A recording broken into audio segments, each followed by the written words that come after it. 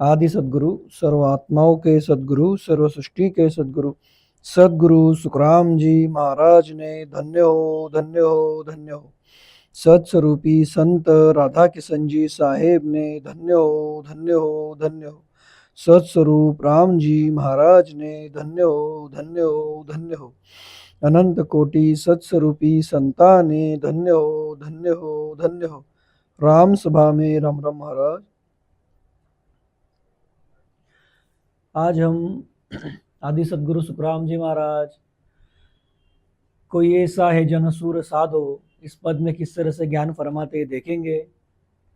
इस पद में आदि सद्गुरु सुखराम जी महाराज सभी जगत के जो ज्ञानी ध्यानी नर नारी है उन सभी को प्रश्न करते हुए कुछ सवाल पूछते और उसके उत्तर भी आदि सद्गुरु सुखराम जी महाराज इस पद में फरमाते कि यह जो भ्रम है जिसको आदि सद्गुरु सुखराम जी महाराज इस पद में फरमाते कि कुछ प्रश्न है, उसको आदि सद्गुरु महाराज भ्रम करके फरमाते, क्योंकि यह जो जीव है यह हुनकाल पार ब्रह्म के जीव ब्रह्म का पद छोड़े हुए और यहाँ पर देह धारण करके इस 3 लोक 14 भवन में यह जो जीव गोते खा रहा है अनेक युगों से, उसका जो यह मूल कारण है, वो मूल कारण क्या है उसका, तो इस जीव के जो कर्म बने हुए हैं अनेक युगों से, जब जब वो मनुष्य तन में आया तब तब उससे जो कर्म बने उसकी वजह से वह इस 3 लोक 14 भवन में गोते खा रहा है। अब इन दुखों का जो यह मूल है वह आदि सद्गुरु सुखराम जी महाराज जानते, मतलब जो उस सत्स्वरूप साहेब परमात्मा राम जी के जन है, संत है, वो जानते। तो आदि सद्गुरु सुखराम जी महाराज यह इस जगत के ज्ञानी ध्यानी ऋषि मुनि तपस्वी जोगी जंगम सेवड़ा सन्यासी फकीर ब्राह्मण और इनको मानने वाले जगत के नर नारी, उन सभी को आदि सद्गुरु सुखराम जी महाराज समझाते कि मेरे को ये भ्रम मिटाएगा क्या, कोई ऐसा संत, कोई ऐसा जन, मतलब ऐसा कोई साधु संत है क्या जो शूरवीर है, जो मेरे यह सभी भ्रम मिटा दे। कौन से भ्रम, तो इस पद में आएगा आगे, यह संचित कर्म, क्रियमान कर्म, प्रारब्ध कर्म, ये कौन मिटाएगा मेरे। क्योंकि देखिए इस जीव के साथ आदि से क्या थे, 5 आत्मा और मन, यह माया इस जीव के साथ आदि से है। जब वो ये जीव हुनकाल पार ब्रह्म के जीव ब्रह्म के लोक में था, बराबर, वहां पर सुख भी नहीं थे दुख भी नहीं थे, परंतु इस जीव के साथ ये 5 आत्मा मन माया थी। इस 5 आत्मा मन माया को अलग करने के लिए सत्स्वरूप साहेब परमात्मा राम जी ने हुनकाल पार ब्रह्म और इच्छा माया को यह सृष्टि बनाने का विज्ञान दिया, ये सृष्टि बनी। अब जो जीव, जो हंस इस जीव के साथ की जो माया अलग करके कोरे बन गए, उन्होंने नयनचर को प्राप्त कर लिया, नयनचर धारण करके सत्स्वरूप में चले गए, वो तो महासुखी बन गए। परंतु सत्स्वरूप साहेब परमात्मा राम जी ने सृष्टि जो बनाई वो सभी हंसों के लिए बनाई कि सभी हंस सत्स्वरूप साहेब परमात्मा राम जी के महासुख के देश में आए, महासुख ले। परंतु ऐसा हुआ क्या, यह जो जीव है इन्होंने क्या किया, कुछ मतलब जैसे अभी हम भी इस मृत्युलोक में बैठे हैं, बराबर, ऐसे अनेकों जीव यहां पर बैठे हैं, अनंत जीव बैठे हैं, जो चले गए सत्स्वरूप में, सत्स्वरूप पद को धारण किया, सद्गुरु को धारण किया, वो तो पहुंच गए महासुख के देश में। परंतु अभी जो है, जो अभी तक उस पद में नहीं गए और अभी जिनके पास हाल फिलहाल मनुष्य तन है, उन सभी को आदि सद्गुरु सुखराम जी महाराज समझाना चाहते। क्या समझाना चाहते कि आप यदि महासुख चाहते हो, क्योंकि देखिए सुख तो हर कोई चाहता, दुख किसी को भी नहीं चाहिए, मांगने पर भी नहीं चाहिए, सुख अनंत अमर, ये सुख चाहिए सभी को, मुफ्त में चाहिए, बिना कष्ट से चाहिए, ऊब ना आने वाले चाहिए, सभी को तृप्त सुख चाहिए। यहां पर अतृप्त सुख है सभी, तो वो कब मिलेंगे, जब यह जीव महादुख के देश से निकलकर महासुख के सत्स्वरूप के देश में जाएगा, तभी मिलेंगे। तो ये जीव सत्स्वरूप के देश में जाने के लिए उसको उस सत्स्वरूप साहेब परमात्मा राम जी का स्वभाव तो धारण करना पड़ेगा। उसके अनुसार उसको चलना तो पड़ेगा। ख्याल में आ रहा है क्या कि वो सतस्वरूप साहेब परमात्मा राम जी के देश में कब जाएगा? जब वो उसका भेद धारण करेगा। जब उसके वो भेद कब धारण करेगा? वो जब उसके भ्रम मिटेंगे। इस जीव के साथ जो ये पांच आत्मा मन ये माया आदि से थी, परंतु कर्म ये माया कब आई? जब इस जीव ने यहां पर मृत्युलोक में मनुष्य तन में आकर के त्रिगुणी माया के साथ विषय विकारी क्रिया की, यानी उसके कर्म बने। और जब से कर्म बने तब से लेके आज दिन तक अनेकों युग बीत गए। सत त्रेता द्वापर कलयुग, ऐसे चौकड़ियां अनेकों बीत गई। ये जीव यहीं पर होते खा रहा है। इसका मूल क्या है? तो इस जीव ने किए हुए कर्म है। और कर्म ये कब जाएंगे? तो वह भेद आदि सदगुरु सुखराम जी महाराज इस पद में समझाते हैं, प्रश्न भी करते और जवाब भी देते हैं। इन कर्म को आदि सदगुरु सुखराम जी महाराज इस पद में भ्रम करके फरमाते, क्योंकि इसके बारे में कोई सोच विचार करता ही नहीं। जिसको जो भक्ति मिली, जिसके दिल को जो अच्छी भक्ति लगी, मन को अच्छी लगी, वो भक्ति धारण करता। कोई कुछ भक्ति करता ही नहीं। फिर कोई अपने भक्ति की किसी के ऊपर जबरदस्ती करता, कोई क्या, मतलब भांति भांति के उपाय चल रहे जगत में। सज तप व्रत उपवास होम यज्ञ एकादशी रोजा सब चल रहा है, परंतु सत्स्वरूप साहेब परमात्मा राम जी का भेद किसे मिला नहीं। तो फिर आदि सदगुरु सुखराम जी महाराज इन सभी को फरमाते कि कोई ऐसा जन जो शूरवीर है, मुझे बताइए है क्या?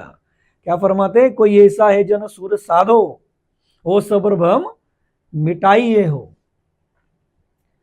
कि जिन को सत्स्वरूप साहेब परमात्मा राम जी चाहिए, जिसकी चाहना है कि मेरे महादुख मिटे और मैं महासुखी बनूं, ये तो हर कोई चाहता। तो ऐसी चाहना रखने वाले, उस सत्स्वरूप साहेब परमात्मा राम जी की चाहना रखने वाले सभी अंशों को, सभी जीवों को महाराज कहते हैं कि कोई ऐसा संत शूरवीर है क्या? क्या फरमाते महाराज? कोई ऐसा संत सुरा मतलब शूरवीर है क्या जो मेरे यह सभी भ्रम मिटा देगा? मेरे भ्रम मिटा देगा मतलब आगे आएगा कौन से भ्रम है। तो इस पद में आदि सदगुरु सुखराम जी महाराज आगे ज्ञान में फरमाते कि ये कैसे भ्रम है। ठीक है ना? क्योंकि भ्रम तो हम जानते, अनेकों भ्रम है जीव के पीछे, अनेकों भ्रम में जीव फंसा हुआ है। जैसे बरगद का पेड़ रहता, उसकी जो जड़ें है जमीन में कितने डीप में गई है पता नहीं रहता, वैसे ये जीव भ्रम के घेरे में घेरे गया है, इस माया में घेरा हुआ है, कर्मों के जंजाल में फंसा हुआ है। तो ये उससे उभरे, इससे निकले और महादुख से निकलकर महासुखी बने। इसलिए महाराज सभी को ज्ञान देते हुए समझाते। तो फिर देखिए महाराज क्या पूछते आगे। फरमाते महाराज कि क्रिय कर्म करे सो को है प्रारब्ध कुन ल्यावे, संचत कर्म किने कहो किया घेर कुन भुगतावे। तो देखिए आदि सदगुरु सुखराम जी महाराज अब आगे प्रश्न करते हुए पूछते कि क्रिय कर्म करे सो को है प्रारब्ध कुन ल्यावे। देखिए पूछा क्या महाराज ने पहले? कोई ऐसा है जन सूर साधो, वो सब भ्रम मिटा देगा करके मेरा। तो आदि सदगुरु सुखराम जी महाराज पूछते क्या भ्रम है?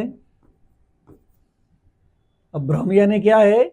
इस जीव के पीछे जो यह महादुख लगे हुए है, यह काल लगा हुआ है अनेक युगों से जीव के पीछे, वो प्रश्न करते महाराज, उसकी जड़ बताते, उसका भ्रम पूछते कि भाई ये भ्रम मेरा कोई मिटा देगा क्या? मतलब ये मिट गए तो फिर मैं कर्म ही नहीं रहेंगे, तो सुख मतलब भोगने के लिए कुछ जीव को यहां पर बचेगा ही नहीं। तो वो जीव जाएगा कहां पर?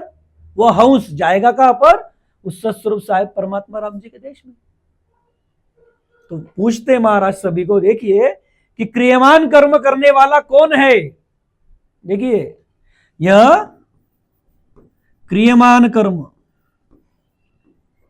क्रियमान कर्म यानी हम सब जानते तीन तरह के कर्म है, क्रियमान प्रारब्ध संचित, उन्हीं के बारे में पूछा। क्रियमान कौन से? जो हम इस मनुष्य तन में अभी कर रहे हैं। हमने प्रारब्ध लाया इस मनुष्य तन में, और अभी हम जो कर रहे हैं, उठते बैठते चलते फिरते खाते पीते भक्ति करते नहीं करते विषय विकार में जाते, सभी जीवों के बारे में बात चल रही है। तो ये क्रियमान कर्म कौन लाता है, क्रियमान करने वाला कौन है, आगे पूछते। प्रारब्ध कर्म कौन लाता, क्रियमान करने वाला कौन है, यह प्रारब्ध कौन लाता। संचित कर्म किसने किए, संचित कर्म यह किसने किए, प्रारब्ध कर्म कौन लाता। महाराज कहते ये बताओ, और ये किए हुए कर्म वापिस जीव से कौन भुगताता। देखिए प्रश्न कैसा है, सारी सिंपल बात सामने रखी महाराज ने कि कोई ऐसा है जन सूर साधु, ऐसा कोई शूरवीर साधु संत है क्या, ये साधु मुझे बताओ। आपको सत्स्वरूप साहेब परमात्मा राम जी चाहिए, महासुख के देश में जाना है, चाहना रखते हैं आप, तो वो बात क्लियर करनी पड़ेगी कि कब जाना होगा उस सत्स्वरूप साहेब परमात्मा राम जी के देश में। तभी जाना होगा जब ये भ्रम मिटेंगे, यानी ये कर्म मिटेंगे। तो ये क्रियमान करने वाला कौन है, प्रारब्ध कौन लाता, संचित कर्म किसने किए। महाराज कहते हैं मुझे बताओ। और फिर ये कर्म तो हुए, ये कर्म किसके साथ है, ठीक है ना, ये किसके साथ है कर्म, ये जीव के साथ, जीव कर रहा है, ये सब जानते हैं हम। फिर ये कर्म भुगताने वाला भी कौन है, आगे फरमाते महाराज, देखिए फिर उसका जवाब देते कि संचित कर्म किया हर आपी प्रारब्ध हर ल्यावे, क्रिय कर्म मन सिर दिया सामल राम करावे। अब इन सभी बातों के लिए देखिए आप एक बात को समझिए, 3 लोक 14 भवन 3 ब्रह्म के 13 लोक, इन इस पूरी सृष्टि को 3 लोक 14 भवन, स्वर्गलोक मृत्युलोक पाताल लोक, स्वर्ग के 7 भवन पाताल के 7 भवन, ब्रह्मा विष्णु महादेव शक्ति इनकी पूरी, ये 3 लोक 14 भवन, 3 ब्रह्म के 13 लोक, चिदानंद ब्रह्म शिव ब्रह्म पार ब्रह्म उसके 13 लोक।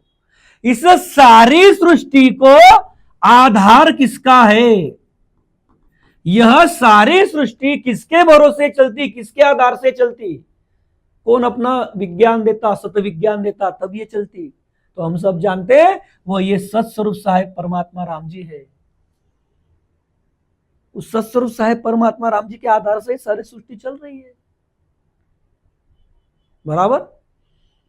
तो आदि सदगुरु सुखराम जी महाराज सभी को फरमाते कि वर्तमान में प्राणी ने किए हुए क्रियमान कर्म जो प्राणी उस जन्म में भोगे नहीं गए, ऐसे बाकी रहे हुए क्रियमान कर्म राम जी हम उसके ऊपर संचित कर देते हैं। अब देखिए इस तन में हम आए, बराबर। तो आदि सदगुरु सुखराम जी महाराज क्या फरमाते हैं, वर्तमान में प्राणी ने किए हुए क्रियमान कर्म। यहां पर वर्तमान में कर्म करने वाला कौन प्राणी, मतलब ये मनुष्य के बारे में बात कर रहे हैं, क्योंकि अन्य तन में कर्म लगते हैं क्या, मनुष्य तन छोड़ करके नहीं, बाकी की जो 83,99,999 योनि है इस धरा के ऊपर, बराबर है ना, इस मृत्युलोक में, वो सब भोग योनि है। इस मनुष्य तन में कर्म होते हैं, इस मनुष्य तन में कर्म भोगे जाते हैं, इस मनुष्य तन में कर्म टाले जाते हैं, टल जाते हैं, और इस मनुष्य तन में कर्म काटे भी जाते हैं।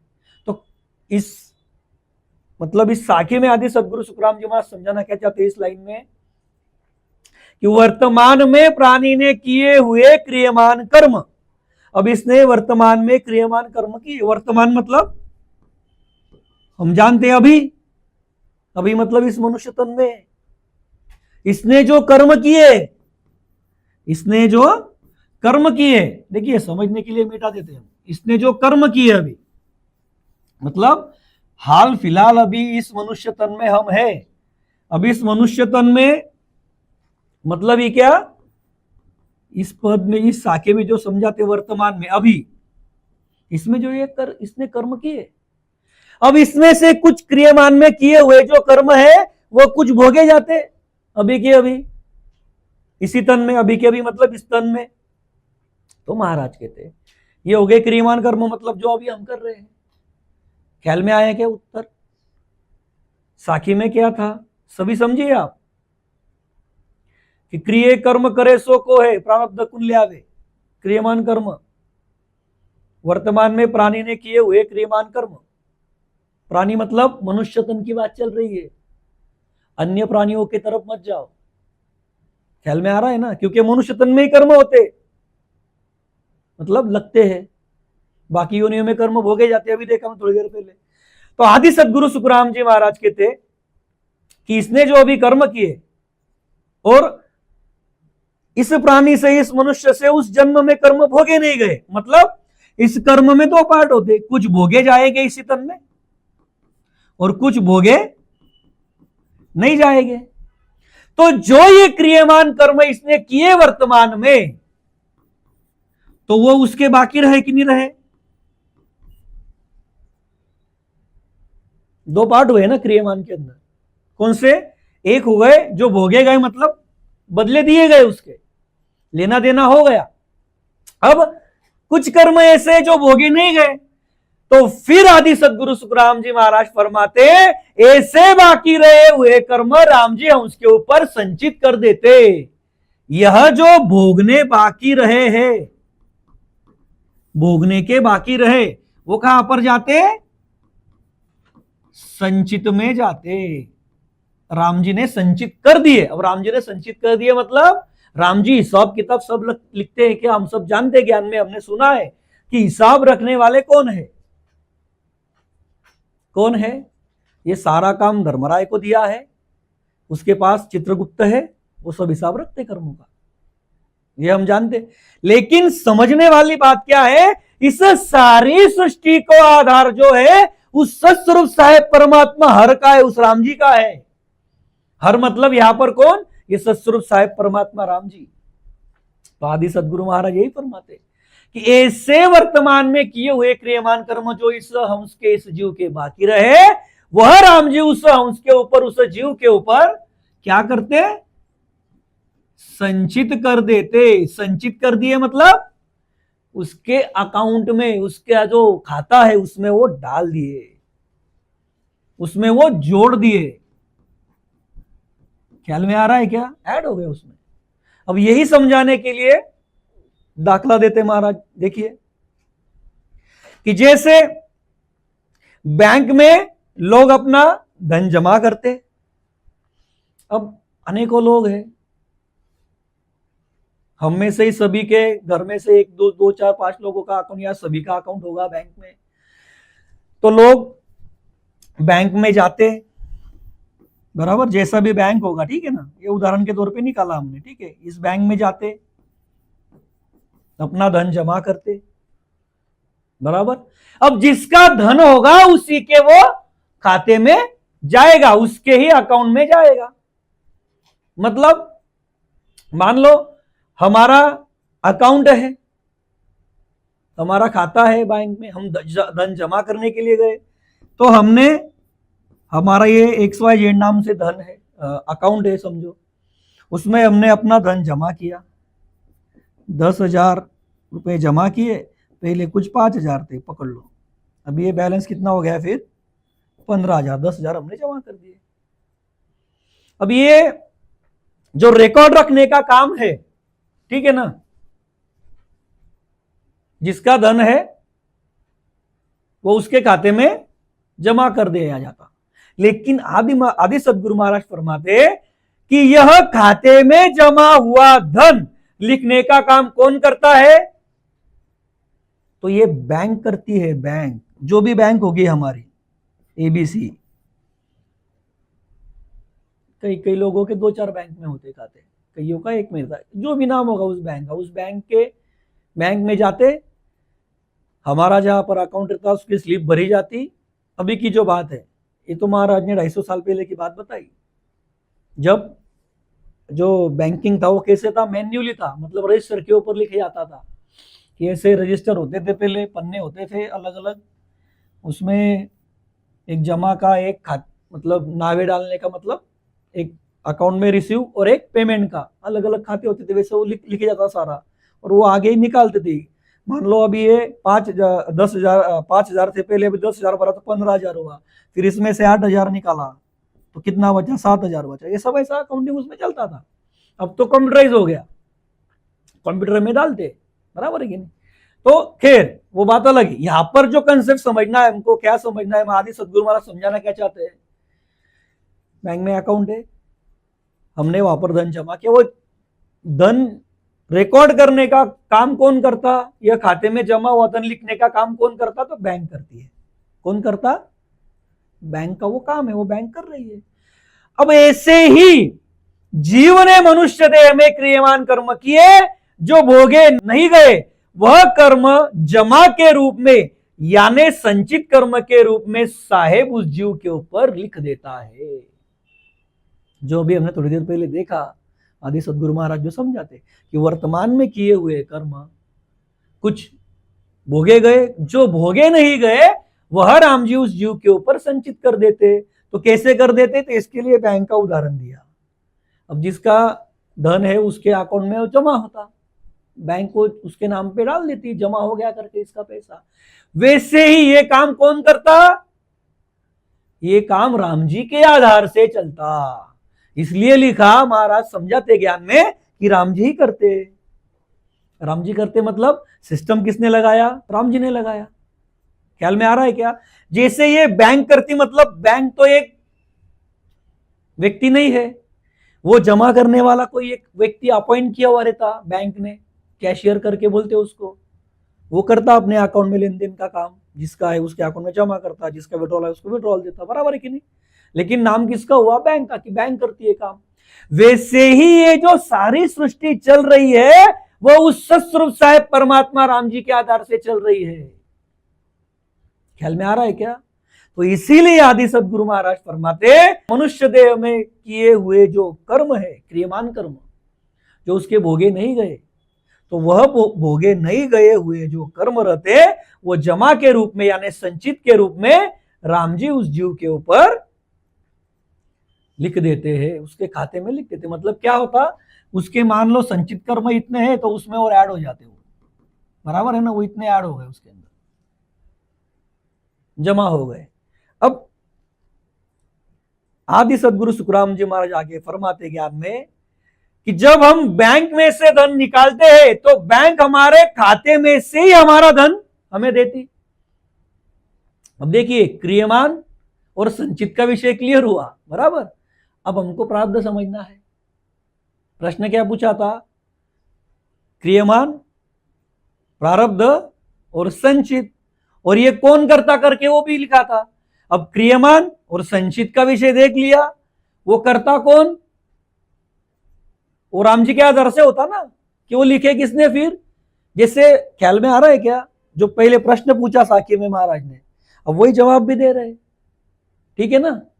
तो आगे फरमाते कि जब हम बैंक में से धन निकालते हैं तो बैंक हमारे खाते में से ही हमारा ही धन हमें देती है, यानी हमने हमारे खाते में जो धन जमा किया था उसी में से ही हम धन निकालकर, हमें धन निकालकर देती है, और वह धन हम इस्तेमाल करते हैं, बराबर। अब देखिए बात को समझिए। अब जो हमने उदाहरण देखा था पहले, ये बैंक का, ठीक है ना, ये खाते का, अकाउंट का, उसी को लेकर के चलते आगे। पहले कितना था उसमें धन जमा, हमने देखा था कि 5,000 रुपए उसके अकाउंट में थे, जमा कितना किया, 10,000, फिर कितना हुआ उसका, 15,000। अब ये जो हमारे बैंक के खाते में धन जमा है, अब जिसको चाहिए वो जाता, अपनी स्लिप भरता, और उसके अनुसार उसको धन मिलता, जितना अभी उसके अकाउंट में जितना होगा उसमें से मिलेगा ना। ख्याल में आ रहा है क्या, उसके अकाउंट में जितना है उसमें से ही मिलेगा ना उसको। तो वही आदि सदगुरु महाराज फरमाते कि बैंक क्या करती है कि हम हमारे खाते में से जब धन निकालने के लिए जाते तो वह हमारे खाते में जो धन जमा किया था उसी में से ही हमें धन निकाल कर देती है। कौन? बैंक। मतलब क्या?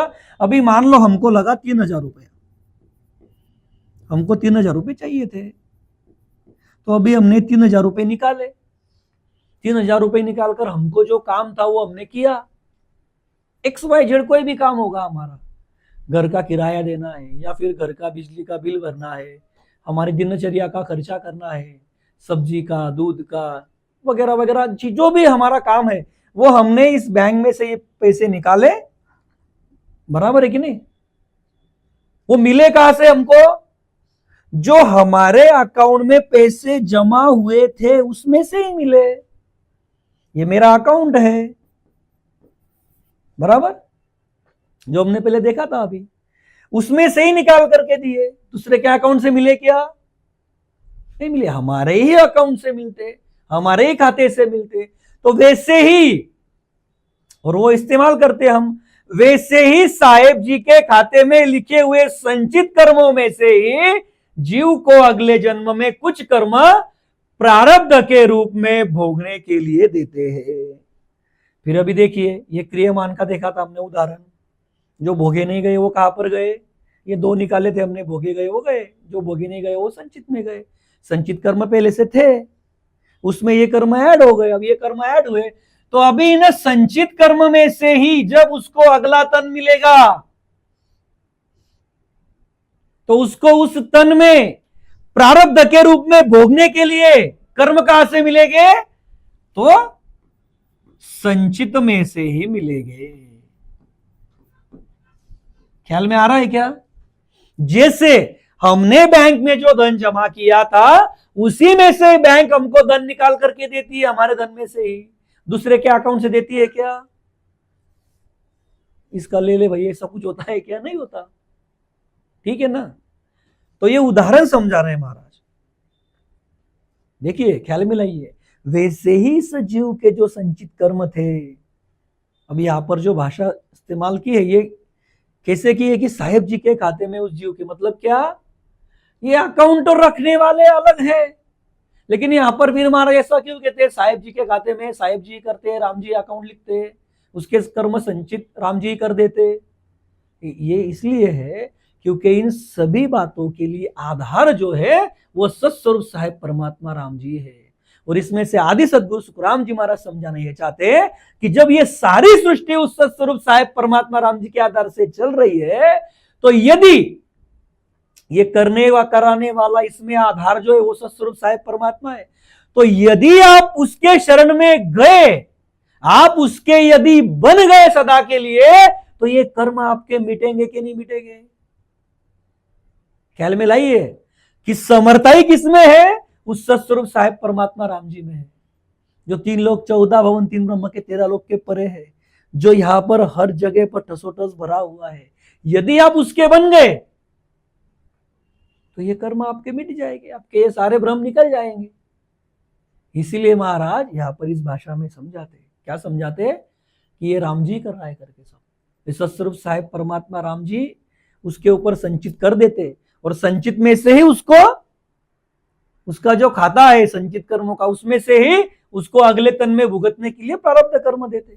कुछ कर्म देते, कुछ ही मिलते, लेकिन संचित तो पड़े हुए ना भी। इसके ऊपर भी ख्याल दीजिए आप, आगे आएगा वो सारा विषय क्लियर होता। ठीक है? अब ऐसा आदि सदगुरु महाराज यहां पर समझाते। मतलब आपको ख्याल में आया क्या? क्रियमान कर्म किए, जो भोगे नहीं गए वो संचित में गए, फिर संचित की गठड़ी और बढ़ी, उसमें से ही अगले जन्म के प्रारब्ध मिलते। फिर जीव 84 लाख में दुख भुगतता कर्मों के अनुसार। यदि उसके स्वर्गाधिक के कर्म हो गए तो स्वर्गाधिक में जाएगा, नरकाधिक के हुए तो नरक में जाएगा, वहां पर दुख भोगेगा। वो खत्म होने के बाद फिर से 84 में आएगा, फिर 84 में आने के बाद जब उसको मनुष्य तन मिलेगा फिर से, तब उसके वापस कर्म बनेंगे। मतलब ये चक्र चल ही रहा है अनेक युगों से। फिर ये कहीं पर तो भी ब्रेक होना चाहिए कि नहीं चाहिए? मतलब सोचिए आप, यह जीव मनुष्य तन में कर्म करता, 84 लाख योनि में कर्म भुगतता, फिर भी उसके कर्म भोगे नहीं जाते। संचित की गठड़ी वैसी की वैसी रहती, उसकी थोड़े बहुत कम होते उसके प्रारब्ध में लेके आता, इसलिए।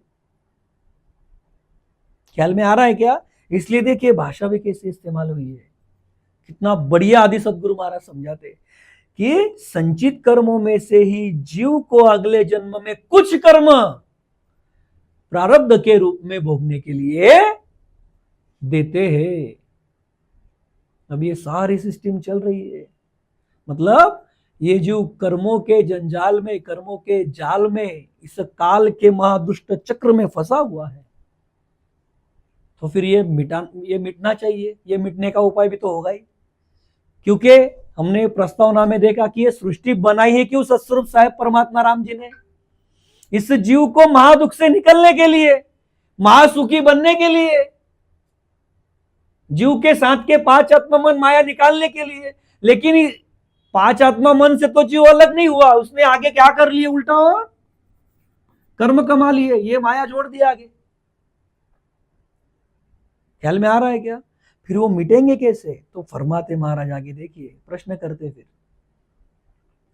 ये प्रश्न किसको करते महाराज? जिस किसी को सतस्वरूप साहेब परमात्मा राम जी चाहिए, जिसको राम जी के प्राप्ति की चाहना है। कोई ऐसा है जना सुर साधो, वो सब भ्रम मिटाई ले, मतलब मिटा देगा मेरे सारे भ्रम करके। ऐसा कोई शूरवीर साधु है क्या?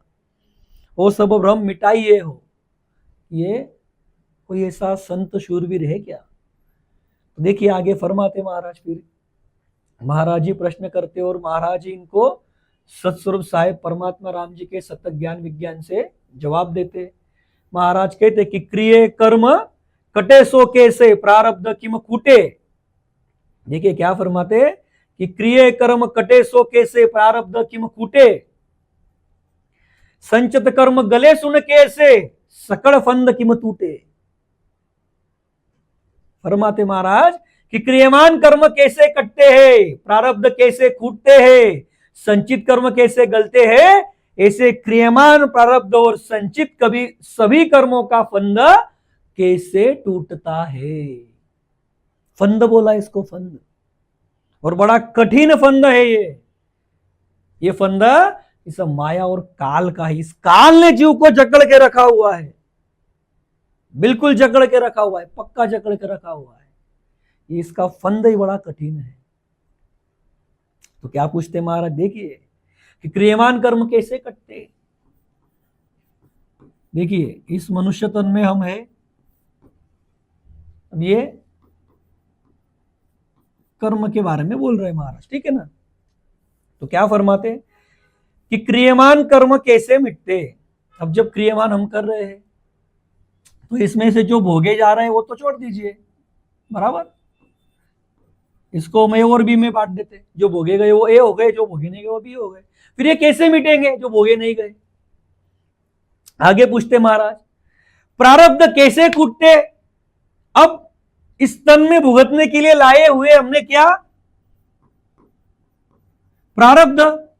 अब जवाब आपके पास है, क्रियमान जो वर्तमान में हो रहे, प्रारब्ध कहां से आए? प्रारब्ध कहां से आए? संचित में से आए। अभी हमने देखा है 2-4 मिनट पहले, ठीक है ना? संचित में से आए। फिर आगे फरमाते महाराज, यानी ये कैसे कटते? ये फरमाते महाराज कैसे कूटे जाएंगे, मतलब खत्म हो जाएंगे। कूटना यानी क्या? खत्म हो जाना, मिट जाना।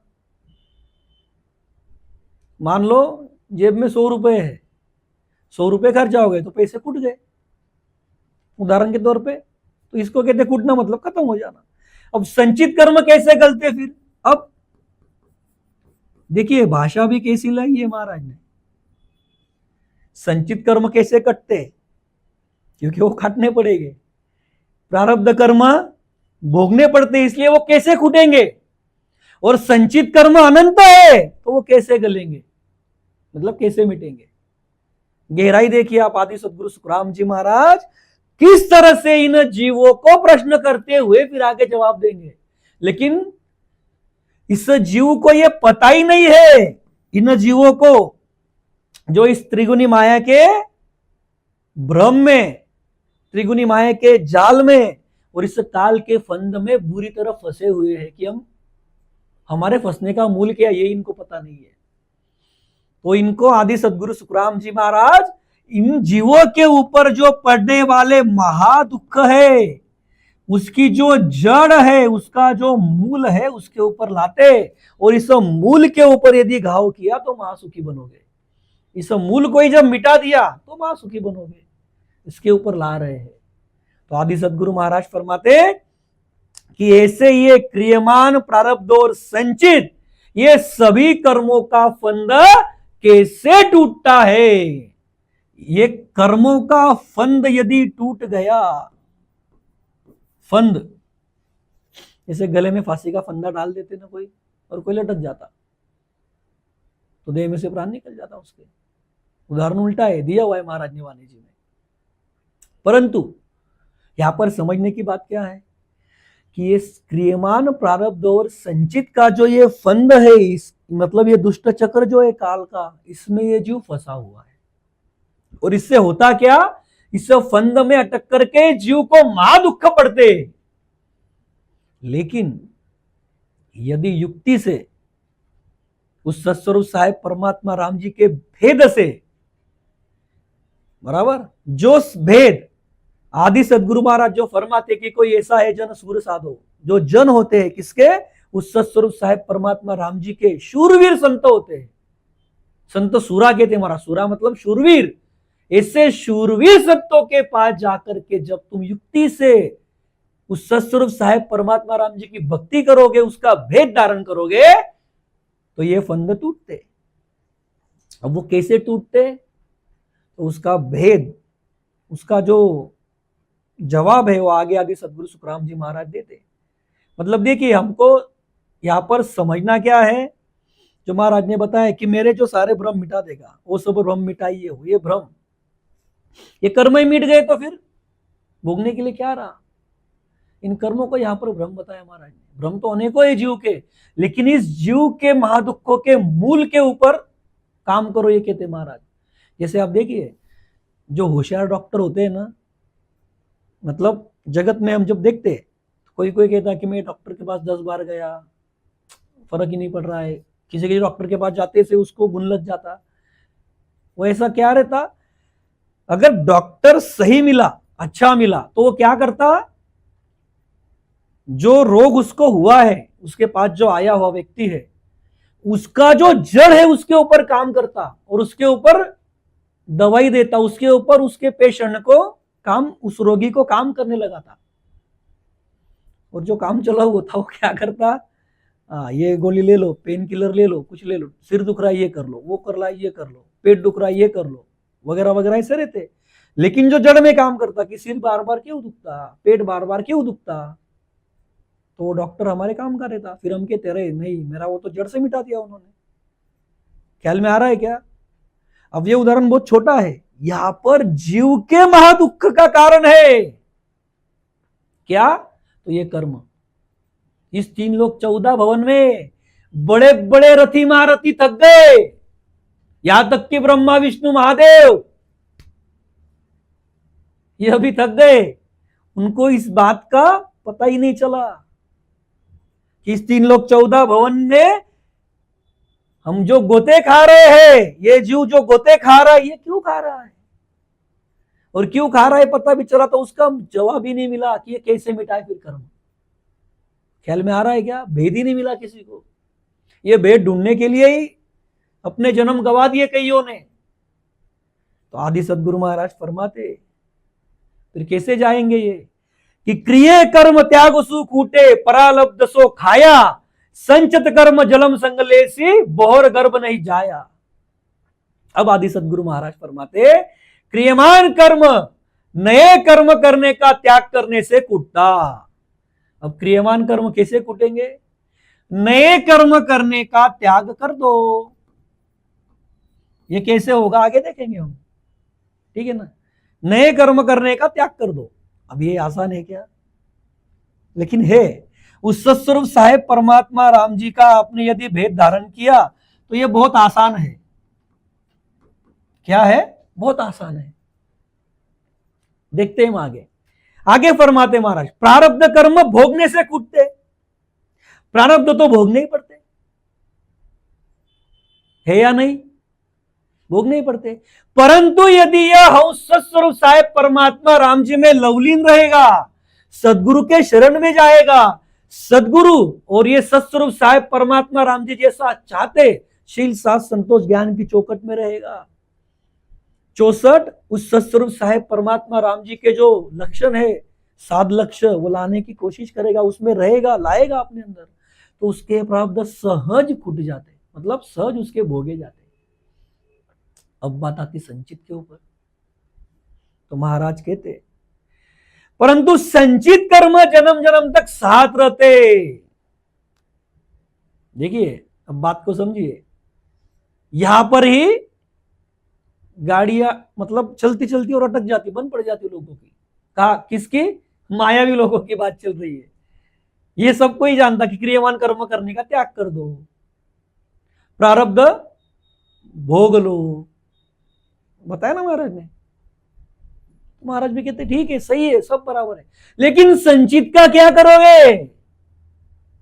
देखिए अगर हम ज्ञान में है, हम ज्ञान सुन रहे कई सालों से, तो हमको पता है कि जो ब्रह्म भक्ति करने वाले रहते, हुनकाल पार ब्रह्म की ब्रह्म भक्ति करने वाले जो रहते, उनको क्रियमान कर्म नहीं लगते, प्रारब्ध वो भोग लेते। परंतु संचित जैसे के वैसे। फिर इसके आगे तीर्थंकर जिन्होंने कर्म मिटाए, लेकिन उनके जीव के साथ 5 आत्मा मन है। अब खैर इसमें यहां पर इस पद में वो बात नहीं बताई महाराज ने, लेकिन हम ज्ञान में है, हम ज्ञान जानते, इसलिए थोड़ा सा ये 5 आत्मा मन भी उनके नहीं निकले, तो वो भी नहीं जा पाएगा। क्योंकि हुनकाल पार ब्रह्म के जीव ब्रह्म के लोक से नीचे आने का कारण ही क्या था हमारा? इस जीव के साथ 5 आत्मा मन की माया थी, नहीं तो ये जीव यहां से यहां क्यों नहीं चला गया फिर सत्स्वरूप में? ये तो पास में ही था उसको। लेकिन माया उस देश में जा ही नहीं सकती, माया उस देश में जा ही नहीं सकती, धक्का देने पे भी नहीं जाती। अमरलोक महिमा में लिखा महाराज ने, ज्ञान में भी लिखा और कई जगह पे, कि माया उस देश में जा ही नहीं सकती। तो जब जा ही नहीं सकती तो माया का त्याग करना पड़ेगा, माया से इस हंस को अलग होना पड़ेगा।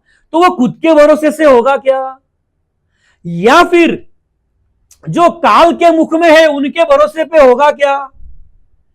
कि जिस सिस्टम में जीव को महादुख पड़ रहे हैं, दुख जीव भुगत रहा है, और दुख देने वाला जो जबर ये काल है, हुनकाल पार ब्रह्म है, उसके अंडर की भक्ति सब कर रहे हैं। क्योंकि ये काल जो है इस 3 लोक 14 भवन को महाप्रलय में खा जाता, तो फिर आपको काल के परे का भेद धारण करना पड़ेगा। जिसके आधार से ये सृष्टि चल रही है उसको धारण करना पड़ेगा। ख्याल में आ रहा है क्या? जो आदि सदगुरु महाराज ने इस पद में फरमाया, हमने देखा, पहले भी देखा कि वर्तमान जो बचे हुए वो संचित कौन कर देता? महाराज ने बताया इस पद में, साहेब कर देता। संचित में से उसको भुगतने के लिए प्रारब्ध अगले तन के लिए कौन देता? साहेब देता। साहेब देता मतलब उसमें साहेब का आधार है। उस सत्स्वरूप साहेब परमात्मा राम जी के आधार से सृष्टि चल रही है। मायावी ज्ञानी ध्यानी भी बोल देते कि उस साहेब के, उस राम जी के आधार के बिना, उस परमात्मा के आधार के बिना यहाँ पर पेड़ का पत्ता नहीं हिलता। लेकिन वो हिलते डुलते चलते फिरते खाते पीते सब करते, और उस राम जी को ही भक्ति, उस परमात्मा की भक्ति को भुला देते। तो वो याद दिलाते महाराज कि भाई तुम भ्रम में पड़े हो और कर्मों के जाल में, इन कर्मों के फंद में बुरी तरह से फंसे हुए हो। तो ये निकलना कैसे होगा इस फंद से? कौन से? संचित, क्रियमान, प्रारब्ध और संचित। इन कर्मों के फंद से निकलना कैसे होगा? तो महाराज कहते हैं क्रियमान कर्म करना त्याग दो, प्रारब्ध भोग लो, लेकिन संचित का क्या? वो तो जन्म जन्म साथ में रहते। तो फिर आदि सदगुरु महाराज कहते ये संचित कर्म राम जी का स्मरण कर 10वें द्वार पहुंचने पर कूटते। ये संचित कर्म कूटने पर जीव वापिस गर्भ में आकर जन्मता नहीं। अब देखिए, अभी यहां पर समझता, अभी ये हम थोड़ा मिटाते, ये हमको आ गया ख्याल में, ठीक है ना? तो आदि सदगुरु महाराज क्या फरमाते आप कि यह सत्स्वरूप साहेब परमात्मा राम जी की कोई भक्ति करता है, राम जी का स्मरण करता है भेद के साथ सदगुरु जी के शरण में जाकर के, तो उसके 10वें द्वार पहुंचने पर संचित कर्म खत्म हो जाते, कूट जाते। कैसे? तो अब देखिए, थोड़ा डायग्राम इसमें अभी जमने के लिए देर लगेगी। तो देखिए आदि सदगुरु महाराज क्या फरमाते हैं कि जब ये हंस उस सत्स्वरूप साहेब परमात्मा राम जी का स्मरण करेगा, उसका भेद धारण करेगा, तो क्या होता?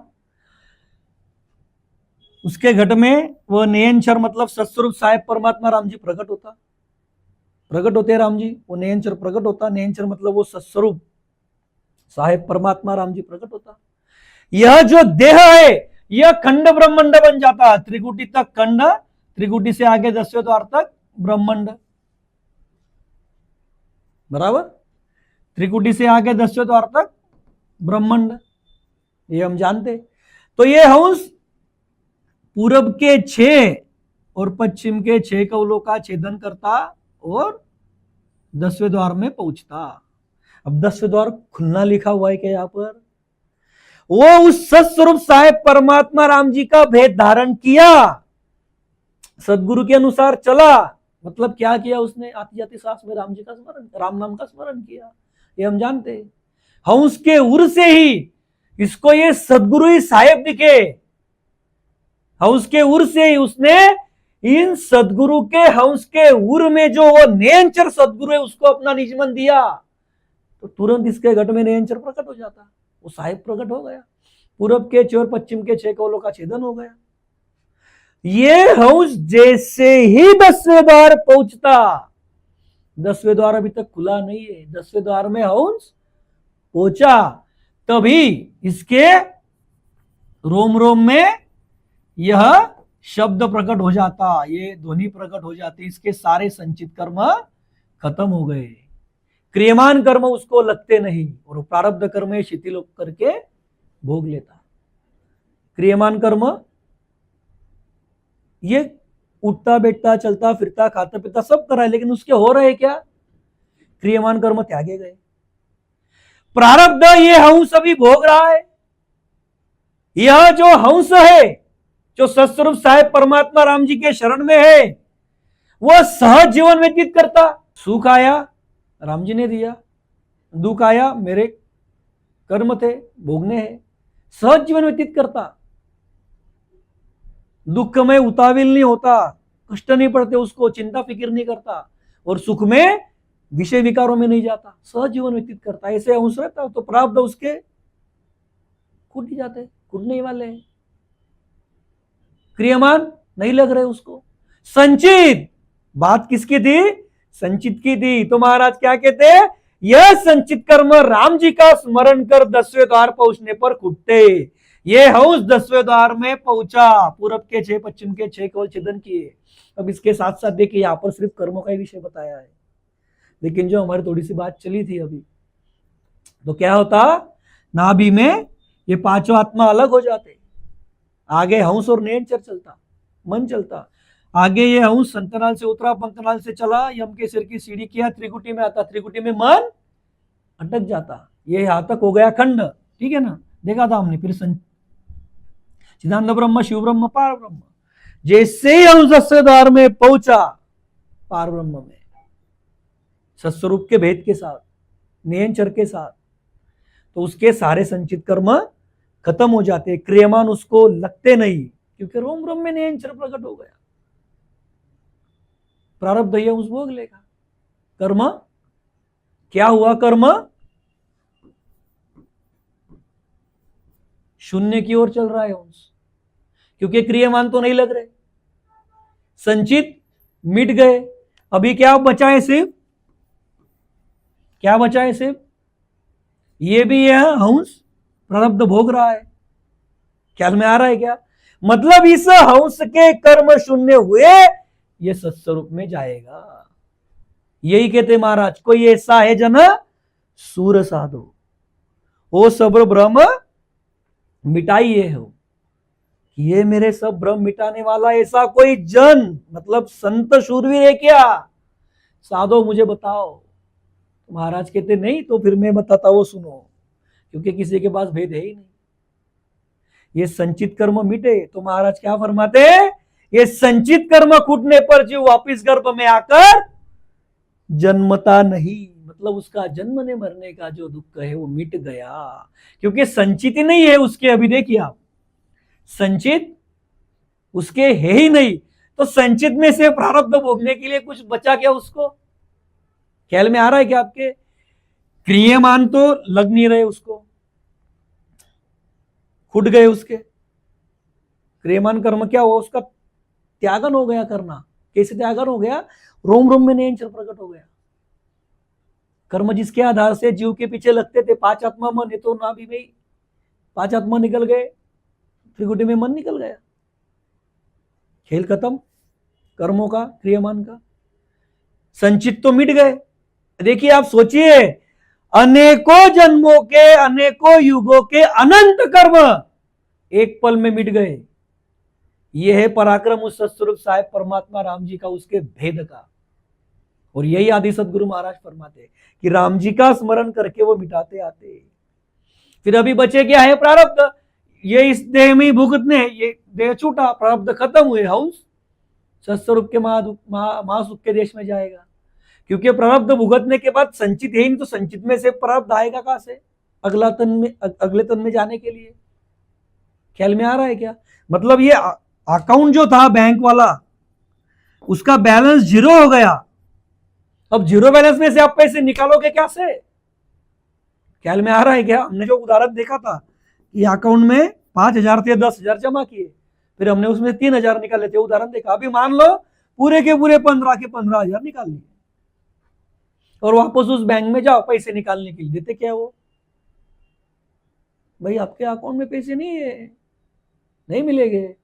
वैसे अभी कर्म ही नहीं है, तो फिर वो फिर से जन्मेगा क्या? अब जन्मेगा नहीं तो गर्भ का दुख नहीं,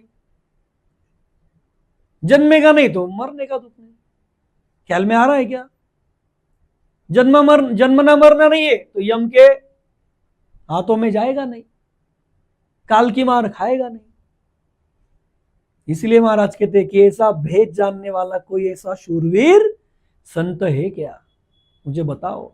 फिर देखिए इस पद की अंतिम साखी में आदि सदगुरु महाराज फरमाते हैं कि संचत गड़या जब प्राणी, संचत कर्म गड़या जब प्राणी, कुछ रहे नहीं माय, के सुखराम प्रारब्ध क्रिये सबही गया बिलाय। फिर आदि सदगुरु महाराज फरमाते, थोड़ा सा हमारा पिछले साखी में ही हो गया ये, तो महाराज फरमाते कि संचित कर्म गलने पर प्राणी के पीछे भोगने के लिए कोई कर्म बाकी नहीं रहते। जैसे संचित कर्म देखा अभी हमने, खत्म हो गए, सारे शून्य हो गए, कुछ बचा ही नहीं, इसमें कुछ बचा ही नहीं, तो फिर भोगने के लिए क्या रहा उसको? क्योंकि ये तो उसने भोग लिया, बराबर, ये तो उसको इसका उसका त्यागन हो गया क्रियमान कर्म का, प्रारब्ध उसने भोग लिए, संचित तो मिट गए। फिर महाराज कहते संचित कर्म गलने पर इस प्राणी को, इस जीव को, इस अंश को भोगने के लिए कोई कर्म बाकी नहीं रहते। इसके कुछ बाकी रहे क्या? फिर मनुष्य के भी कर्म सारे खत्म हो गए। तो महाराज कहते इस प्रकार क्रियमान प्रारब्ध और संचित कर्म इस प्राणी के खत्म हो जाते। इस प्रकार इस जीव के सारे कर्म खत्म हो जाते। किस प्रकार? जो अभी हमने देखा इस पिछले साखी में, और अभी भी देखा, इसके कर्म ही शून्य हो गए, क्रियमान नहीं लग रहे, मतलब त्यागे गए। वो किसके पराक्रम से त्यागे गए? नेयंचर सदगुरु के पराक्रम से त्यागे गए। ख्याल में आ रहा है क्या? संचित गल गए, स्नेहंचर साहेब, स्नेहंचर सदगुरु ने गला दिए, खत्म हो गए। क्या किया? उसकी शरण में गए, सिर्फ सदगुरु के, उस नेयंचर सदगुरु के शरण में गए, इन सदगुरु के द्वारा भेद धारण करके बात बन गई, प्रारब्ध भोग लिए, कर्म शून्य हो गए। तो इस तरह से ये सारे संचित क्रियमान प्रारब्ध कर्म खत्म हो जाते, और हंस इस 3 लोक 14 भवन 3 ब्रह्म के 13 लोक के परे उस सत्स्वरूप साहेब परमात्मा राम जी के महासुख के देश में महासुख लेता। कब? जब वो ऐसा भेद धारण करता तब। और जब तक वो भेद धारण नहीं करता, राम जी का स्मरण नहीं करता, राम नाम को धारण नहीं करता, सदगुरु के शरण में नहीं जाता, विषय विकारों के परे नहीं होता, तब तक वो इस 3 लोक 14 भुवन में गोते खाएगा। भले ही वो कितनी भी बड़ी उसकी समझ बना ले कि मैं जो भेद धारण किया हूं वो परमात्मा का है, नहीं होगा ऐसा। ये सच्चा भेद है। और इसीलिए महाराज कहते हैं कि ऐसे जो ये मेरे भ्रम मिटाने वाला कोई होगा तो मुझे बताइए, नहीं हुआ तो फिर महाराज दूर कर रहे। तो ऐसा भेद, ऐसे प्रश्न पूछ करके जवाब आदि सदगुरु, सर्वात्माओं के सदगुरु, सर्व सृष्टि के सदगुरु, सदगुरु सुखराम जी महाराज, सभी जगत के ज्ञानी ध्यानी ऋषि मुनि तपस्वी जोगी जंगम सेवड़ा सन्यासी फकीर ब्राह्मण और सभी जगत के नर नारी इनको देते और काल से मुक्त होने का भेद सहज में समझाते। तो ऐसा इस पद में महाराज ने ज्ञान दिया। तो अभी हम सत्संग को विराम देते, हमारा समय भी हो गया। बोलिए आदि सदगुरु, सर्वात्माओं के सदगुरु, सर्व सृष्टि के सदगुरु, सदगुरु सुखराम जी महाराज ने धन्य हो, धन्य हो, धन्य हो। राम सभा में राम राम महाराज।